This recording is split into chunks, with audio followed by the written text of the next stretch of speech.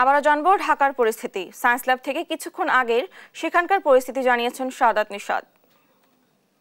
যে আমরা সকাল থেকে রাজধানীর যে সায়েন্স ল্যাব রয়েছে সেই সায়েন্স ল্যাবে রয়েছে এবং আমরা যদি একটু দেখানোর চেষ্টা করি, এখানে কিন্তু ঠিক 10টা থেকে শিক্ষার্থীরা সায়েন্স ল্যাবে অবস্থান নিয়েছে এবং একই সাথে পরবর্তীতে কিন্তু সেই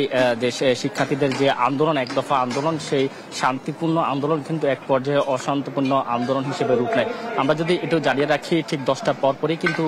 আমরা দেখেছি সায়েন্স ল্যাবের এখানে যে সরকার সমর্থিত যে যারা রয়েছে, অর্থাৎ আওয়ামী সমর্থিত যারা রয়েছে তাদের সাথে যেখানকার যারা আন্দোলনকে রয়েছে তাদের সাথে সংঘর্ষের ঘটনা ঘটে এবং পরবর্তীতে কিন্তু আমরা যদি জানিয়ে রাখি এর পরপরই কিন্তু এটি একেবারে রণক্ষেত্রে রূপ নেয়। আমি যদি একটু জানিয়ে রাখি, যে জিগাতলা মোড়টি রয়েছে সেখানে আওয়ামী লীগ সমর্থিত যারা আছে তারা অবস্থান নিয়েছে এবং অপর পাশে যে সায়েন্স ল্যাবটি রয়েছে সেই সায়েন্স ল্যাবে কিন্তু যে আন্দোলনরত যে শিক্ষার্থীরা রয়েছে তারা অবস্থান নিয়েছে এবং সেই সাথে যে একেবারে ককটেল বিস্ফোরণের ক্ষেত্রে শিক্ষার্থীরাও ইট পাটকেল নিক্ষেপ করে এবং সেই ক্ষেত্রে অপর দিক থেকেও কিন্তু ককটেল বিস্ফোরণ হয় এবং সেই ক্ষেত্রে আমরা দেখেছি বেশ কয়েকজন শিক্ষার্থী আহত হয়েছে, যাদেরকে পপুলার হাসপাতালে ভর্তি করানো হয়েছে এবং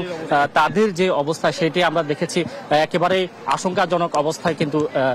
যে বেশ কয়েকজনকে নিয়ে আসা হয়। তো এখন পর্যন্ত সায়েন্স ল্যাবের যে পরিস্থিতি এক প্রকার অসন্ত অবস্থায় রয়েছে, রণক্ষেত্র অবস্থায় রয়েছে।